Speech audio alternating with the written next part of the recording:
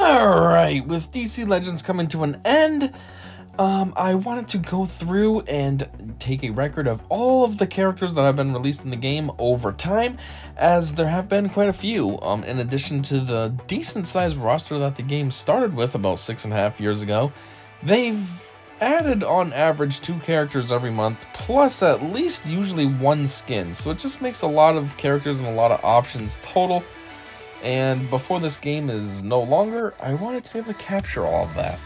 So, today, in that pursuit, we are on Energy Affinity, Earthling, Male Villains now. We completed the heroes in the last video, now we're on the villains.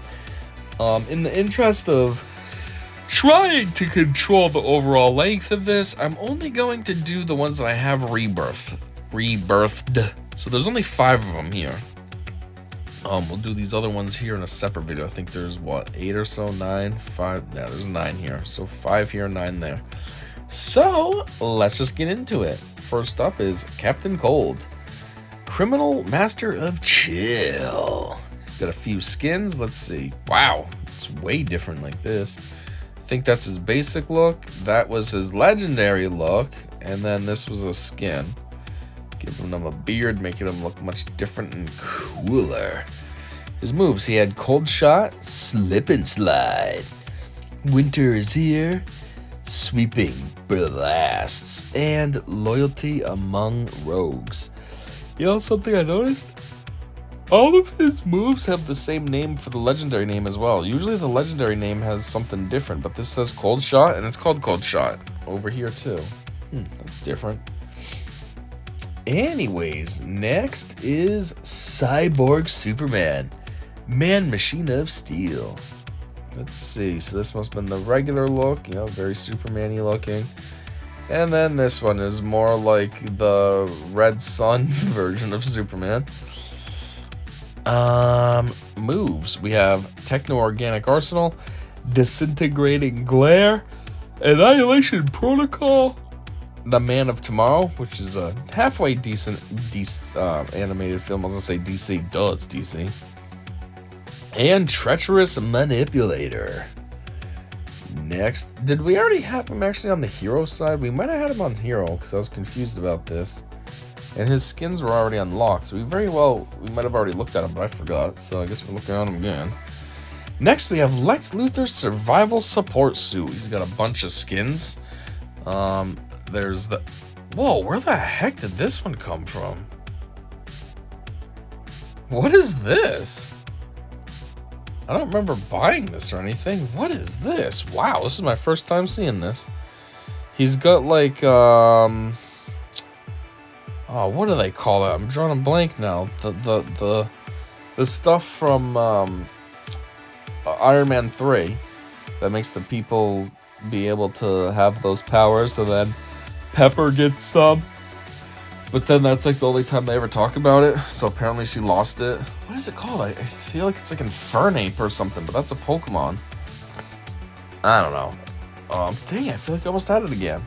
I don't know, but you probably know what I'm talking about. If you like DC, I'm sure you're aware of Marvel movies. And then he's got like a black suit,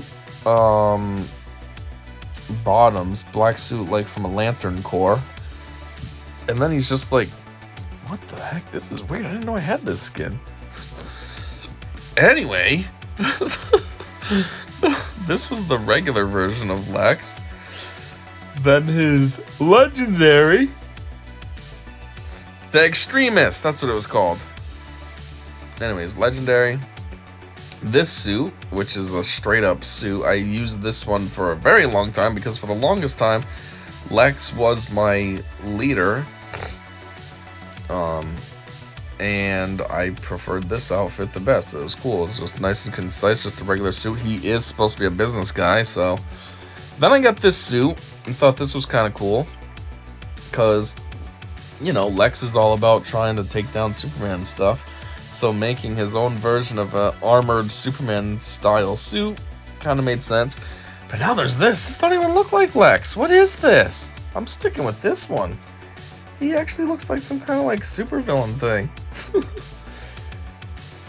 Alright, next is Chemo. The Deathless Doom. Alright, skin change. That is a skin. This is the regular skin. Kind of bland looking. This was his legendary skin. I forgot about this. I haven't looked at this in a while. And then this was a skin. This is way cooler. Wait a minute. He loses his mouth, though. Yeah, but it still looks cool. He looks a little taller, too. Anyways, his moves. Chemtrail. Toxic Spill. Fallout. Corrosive Anatomy. And Sticky Composition. You know what I just thought of? Did I go over his moves? No, I didn't. I got distracted by his skins. So, he has Hands-Free Security. LexCore Nanomeds. Metahuman Deterrent. And LexCore Repair Bot. And Metahuman Deterrent had 2 legendary upgrades. It looks like one might have been apply silence to an enemy, and then the second one must have been call and assist. Alright. Chemo. And then next we have Savitar, which, I guess, spoiler alert? Savitar is sort of in the Flash movie, but he's much different looking than this. He's just Barry, who just keeps going back in time and getting himself worse and worse, where this guy actually looks like some different guy. You know, he's got a mustache, and he's tall, and he's got this blue hair, and doesn't really look like he's Barry. Anyways, the Speed Force Cultist. What are your skins, boy? Oh wow, he was shirtless before. He looks pretty ripped. But this way he's all armored. Anyways, his moves. Kinetic Transference, Null Inertia, Delayed Effect, Deacceleration, and Direction. Also call Kinetic Transference. Okay. And this might be it, right? Yes, it was. So let's go back to the beginning and then read their bios. So, Captain Cold. Bio number 1. Affiliations, Rogues Gallery. Powers. With his trademark Cold Gun, he freezes opponents to remove their advantages, slow, and stun them. A criminal mastermind and icy customer, Leonard Snart counters the Flash's super speed with the freezing cold technology. Growing up in an abusive home, the only warm spot in Leonard Snart's heart was for his sister. Embarking on a criminal career, Snart ran afoul of the Flash, but conceived of a plan to counter the hero's incredible speed. Stealing specialized freezing technology, Snart has run afoul of the Flash on numerous occasions. Though a hardened criminal, Snart leads the rogues and enforces a strict code that forbids unnecessary violence and killing. Aww. He's a good bad guy. Cyborg Man of Steel. Let's see what your story's about, though. Remember this? Spider-Man Revenge Squad and Kryptonian. Nope, don't remember either of those. With powerful immunities and always increasing shields, he shrugs off critical hits to attack with debilitating strikes. A product of Kryptonian technology, after a tragic accident, astronaut Hank Henshaw seeks revenge against Superman. During a space mission, astronaut Hank Henshaw and his wife were killed in an accident, but Henshaw survived as a disembodied consciousness. What does that mean? Was he just a head that was still alive? How are you a consciousness, but then at the same time disembodied? That's weird. Doesn't make any sense. Like, that can't be. Anyways, managing to interface with the Kryptonian birthing matrix that carried Superman to Earth, Henshaw used it to give himself a body with Superman's DNA and resurrect himself as a man-machine hybrid. Blaming Superman for the death of his wife, Henshaw now obsessively seeks revenge against the Man of Steel. Next, goofy-looking Lex. Affiliations in Justice League, Secret Society of Supervillains. Powers, genius inventor with armored survival suit of his own creation.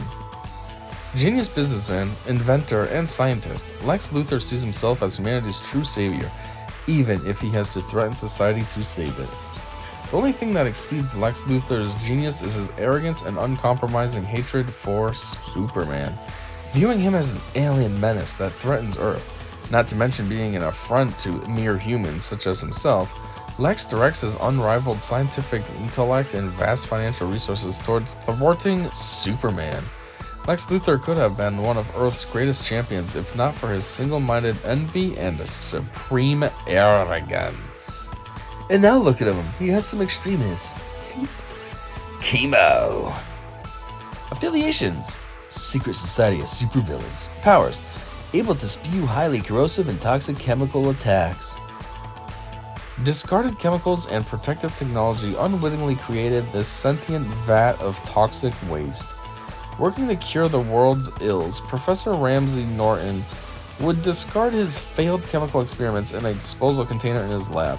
But Norton's failures resulted in one startling success, the creation of the life form known as chemo.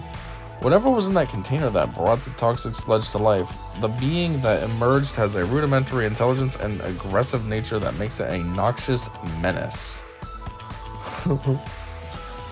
I always think about how everything that they always try to create that's like alien is always like us, you know? 2 legs, 2 arms, a head. Like, even the image that they give of what aliens look like, it's humanoid shape like this. This is supposed to be a whole blob of discarded waste that came to life, and yet it's gonna kind of resemble us. A head, a torso, legs, arms. Why not have a ridiculous amount of legs, or have like a Grimer bottom, you know, Grimer and Muck bottom, but then have like tentacles for arms and like a weird head that's super disproportionate, you know, in accordance with our human standards. Like, it's always the same. Just because we look like this doesn't mean other life forms would too. Even in Star Wars tries to be more imaginative, at least the old ones. I'm thinking of the actual George Lucas movies, not the Disney ones. But like, it's always just humanoid. Like the guy that in the cantina that's trying to start trouble with Luke, and then Obi-Wan has to like come save him. You know, that guy, yeah, he might have like a piggish face, but he's still humanoid. Like, why aren't things weird? You know, everything wouldn't just be humanoid. I don't know.